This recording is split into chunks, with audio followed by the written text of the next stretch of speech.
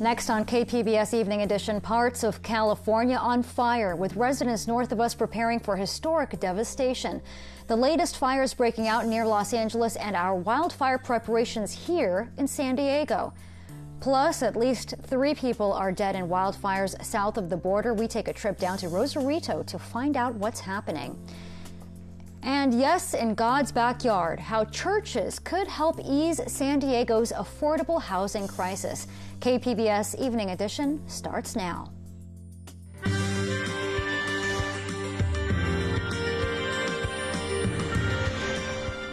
Good evening. It's Wednesday, October 30th. Thanks for joining us. I'm Maya Trabulsi.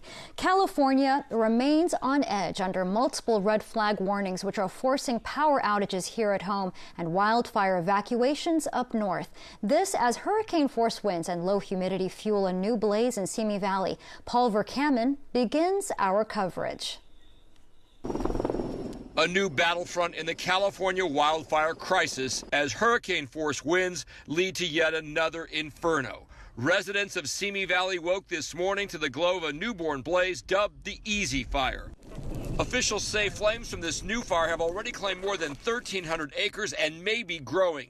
A rare extreme red flag warning issued to Southern California, warning citizens to stay alert. Nearby, the Ronald Reagan Presidential Library evacuated as flames and smoke close in. The library holds the graves to President Reagan and former First Lady Nancy Reagan, and the fire also threatening 6,500 homes and other structures. As extremely low relative humidity continues and winds feed the fires, thousands of residents try to escape, and people aren't the only ones in need of evacuation. Officials and volunteers working to rescue animals from the raging flames. I'm trying to contact these people. I have no idea who they are, so if these are your horses, please let me know. And in other parts of the state, firefighters continue to work around the clock to contain at least 10 other fires, including the Getty and Kincaid blazes. The strong Santa Ana winds posing additional dangers as the threat of even more destruction looms. In Simi Valley, California, I'm Paul Verkaman. And California isn't the only region dealing with devastating wildfires. South of the border in Baja California, Mexican firefighters are battling quick-moving fires that have left local residents with little time to get to safety. KPBS reporter Max Rivlin-Nadler traveled to Rosarito to tour a neighborhood now scarred by fire. Araceli Brown is the mayor of Rosarito, once a resort beach town that has, in the past 20 years, exploded into a city of over 70,000 people. We're driving up to Colonia Morelos, a neighborhood that's perched on a hill overlooking the city. On Friday night, Brown had raced to the neighborhood to help residents escape a fast-moving wildfire that had swept through a nearby valley, fueled by Santa Ana winds. Never before in the history of Baja California have there been fires like this. Never. Brown says the fires destroyed more than 60 houses in Rosarito. At least 3 people died. Brown says that following strong rains over the winter, there was far more vegetation in the valleys that was able to burn. The fire leapt. In other times the fire ran, no more. But this time the fire jumped and it fell on the roof of the houses and burned down the houses quickly. The communities hardest hit by the fires last weekend were the ones highest up in the hills, where residents were least eager to leave their properties. Many residents don't have official paperwork to show that their homes belong to them, and were worried that if they left, they wouldn't be allowed to return. Brown needed to convince them to get out of harm's way. We went to the area to evacuate the people, but the people didn't want to leave. The fire kept advancing. The fire advanced in such a way I had never seen. So fast. In a matter of seconds, it was practically over the houses. We had to take the people out of there. Up in Morelos, the city has set up a station where people whose houses have burned down can register for assistance, get a medical checkup, and get replacement documents like birth certificates that might have been destroyed in the fire. Brown, who has only been in office for a few weeks, is part of the new ruling Morena party in Mexico. She can see that many people in the poor neighborhood aren't going to leave their homes, even if there's nothing left. So her administration is handing out large tents for people to stay in on their properties while they rebuild. A single father of 3 girls picks up a tent and chats with Araceli. While they wait to rebuild, the 4 have been sleeping in a tiny room that survived the fire, which destroyed the rest of their home. Across the way, Eusebia Sepulveda Vega lived in her home with 7 other family members. She's lived there for 17 years. Their entire house burned down. There have been fires, but they never came here. Her family only had a few minutes to escape the flames. They didn't have time to take anything with them, so all of their possessions were destroyed.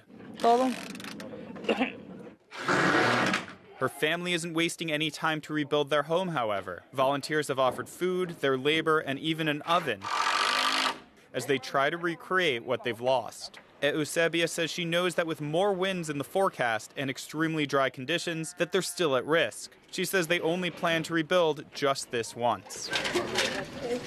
No, nothing more. Only one time. Seasonal fires have long been a part of the ecosystem in Baja California. This isn't the first time that the area around Morelos has burned. In fact, before the neighborhood was called Morelos, it was known as Los Quemados, or the Burned. The previous settlement there was destroyed by a wildfire decades ago. Omar Ortiz is the head of the firefighters in Rosarito. It was up to his small department of under 100 firefighters, both full-time and volunteer, to put out rapidly advancing flames in Morelos, which has no running water. The topography is very complicated. The mountains are very steep. It's very difficult for the equipment to get there. It's tough to bring the water up from below. And then it gets muddy, and it's even harder to get the trucks past. Ortiz says the risk of fire has only increased as people have moved up into the mountains, trying to find cheaper places to live in the prospering city. Situations like this will become more common, and we're going to need more firefighters. More trucks, more hoses, more firefighters in this area. The rebuilding of Morelos has begun. Local businesses have donated their workers and resources, and students have begun clearing out toxic ash from hollowed-out houses. As the Santa Ana winds begin to pick up again today, northern Baja could once again be in the path of dangerous fires. With cities expanding their footprints further into areas that have a long history of seasonal burning, the question for these neighborhoods is not if the next fire will hit, but when, and if they'll be ready or able to get out of the danger in time. In Rosarito, Max Rivlin-Nadler, KPBS News. And of course, San Diego is also dealing with Santa Ana winds and very low humidity, which poses a major fire risk. For the latest on the red flag warnings in effect, let's go to meteorologist Aji Aswad. In the past 12 hours, we are still looking at very strong wind gusts in Fremont Canyon. You're looking at 73-mile-per-hour wind gusts reported. Sill Hill, 68-mile-per-hour wind gusts were reported in the past 12 hours. We'll continue to see those winds be on the high side through your Thursday afternoon. And in fact, as you head to the east of San Diego Center itself, we're looking at high wind warnings anywhere in those darker shades of purple. Winds will continue to be pretty gusty through the next several days, but you notice here the lighter purples are coming back into play. So by Friday night, we'll be feeling some improvements. But in the meantime, we are still looking at a red flag warning in effect for Alpine as well as Pine Valley into Julian. And that means that fire danger threat continues as we're talking about dry conditions through your Thursday. And out of extreme caution, SDG&E is cutting power to thousands of customers, which is closing down several schools. The San Diego County Office of Education announced that Julian Union High School District, Julian Union School District, Spencer Valley School District, and Vallecitos School District will all be closed tomorrow. We hear from people affected by the power outages a little later in the newscast. San Diego is proposing new rules that would help churches, mosques, and synagogues build housing on their parking lots. KPBS Metro reporter Andrew Bowen says some churches have been pushing for the change. So this will be the spot because it'll use as little space of our property as possible. Pastor Jonathan Doolittle shows me around the parking lot of Claremont Lutheran Church, where he hopes to build affordable housing. The congregation came up with the idea years ago, but they ran into trouble with the city's municipal code, which requires houses of worship to maintain a certain number of parking spaces based on pew space. Doolittle says affordable housing is a better use of the land. Affordable housing addresses the needs of the neighborhood, help people get off of the streets and into productive lives, and really transform families into what they can be. Doolittle is excited about a fix proposed by city planners that would allow housing to be built on church parking lots without running afoul of those parking minimums, as long as the site is near public transit. Brian Schoenfish of the city's planning department says church parking lots are often needed for only a few hours a week. So this would help streamline the process, get the red tape out of the way, and allow them to build affordable housing in these otherwise empty surface parking lots. The proposal is expected to go before a city council committee next month. Andrew Bowen, KPBS News. President Trump's former national security advisor John Bolton has been invited to testify in the ongoing impeachment inquiry. Bolton would be the most senior witness so far, but it's unclear yet if he will agree to testify. CNN's Sunlin Surfati reports. Two new witnesses testifying on Capitol Hill today in the House Democrats' intensifying impeachment probe.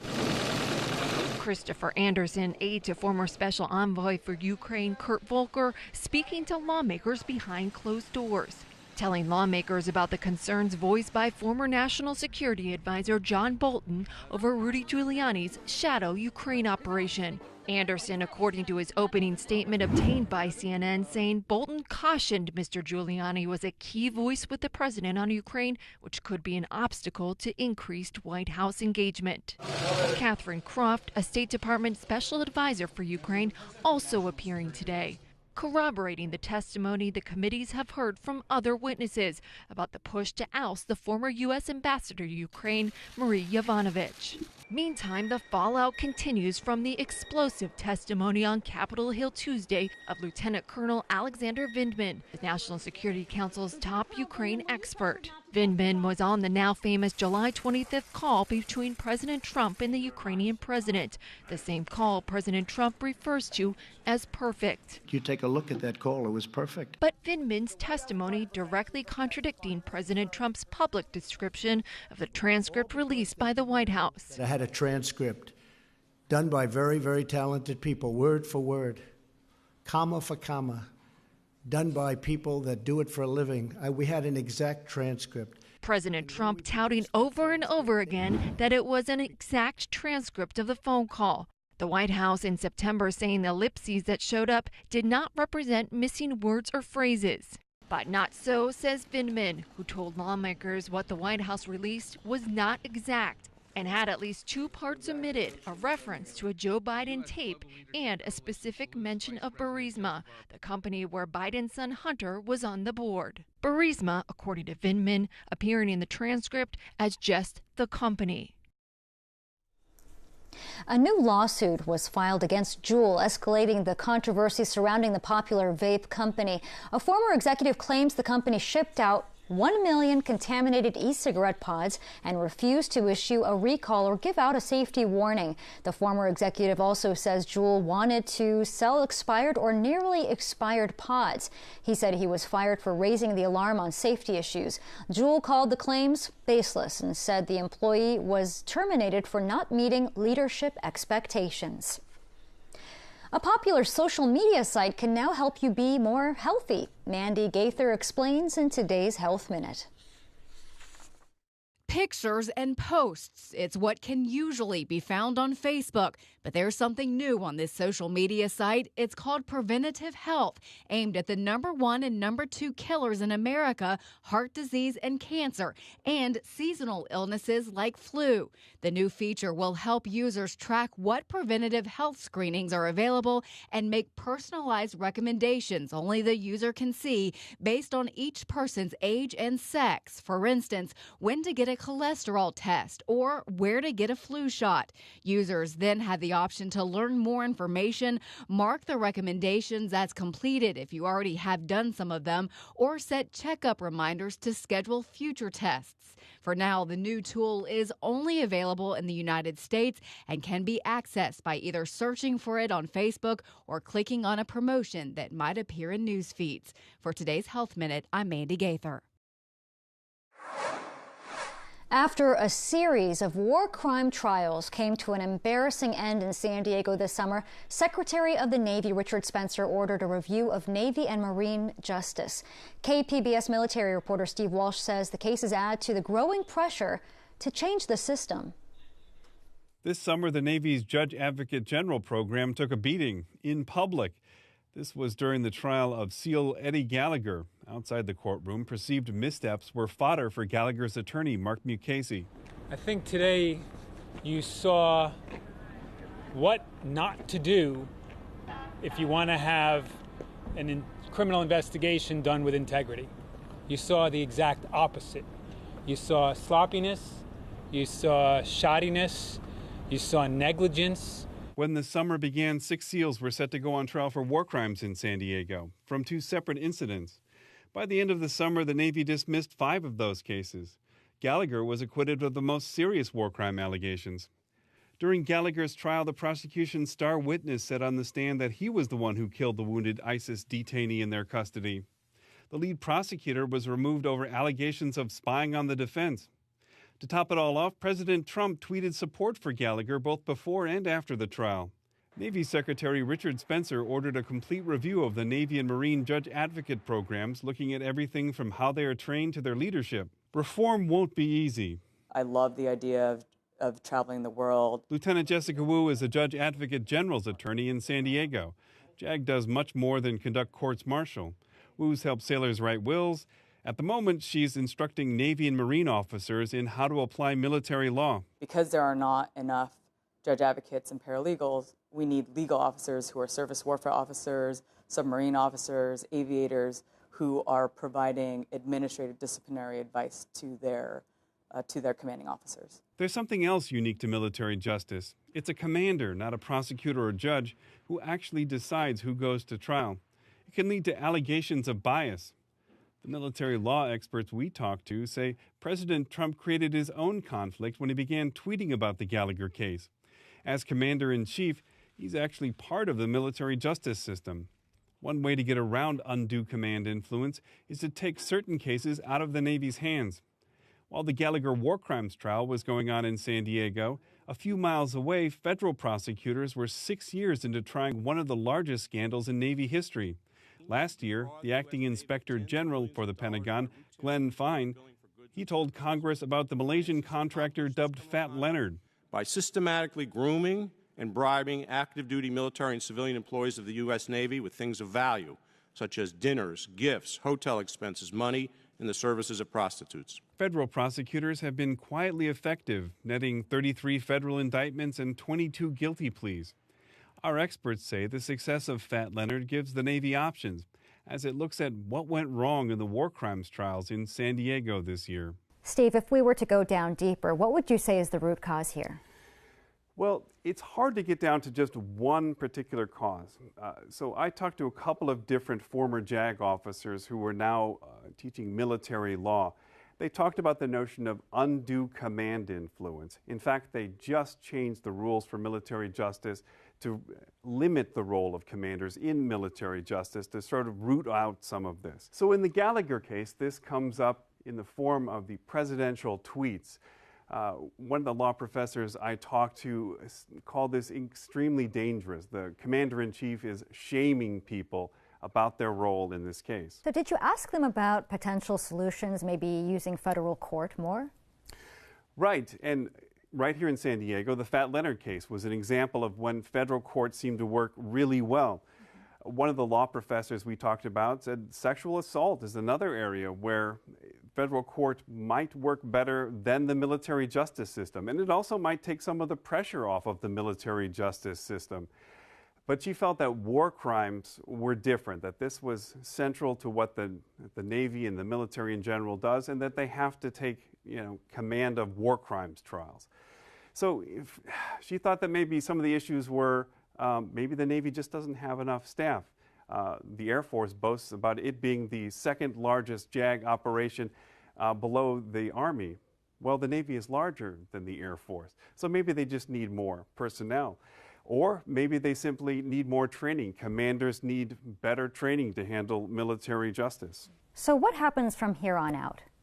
So the Secretary of the Navy is expected to finish up this review sometime in November. And we know in the case of SEAL Eddie Gallagher that the CNO just ruled on his case, basically upholding the Navy's sentence in that case, though he's expected to appeal to President Trump for a pardon. KPBS military reporter Steve Walsh, thank you. Thanks, Maya. I'm Judy Woodruff. Tonight on the NewsHour, winds pick up, fueling already dangerous fires and fears in California. Coming up at 7 after Evening Edition on KPBS. Right now, more than 25,000 SDG&E customers in San Diego County are without power. The utility company is cutting electricity because of the wildfire weather, which can be frustrating for those affected. KPBS reporter Matt Hoffman went to Santa Isabel to speak to people left in the dark. Santa Isabel was hit hard by strong Santa Ana winds. Don's Market had its power shut off last week and was hoping that it wouldn't happen again. We're preparing, we have extra labor and preparing for the shut off if it happens. But I honestly don't think that it'll happen this time because the weather, the temperature is quite a bit cooler than it was last week.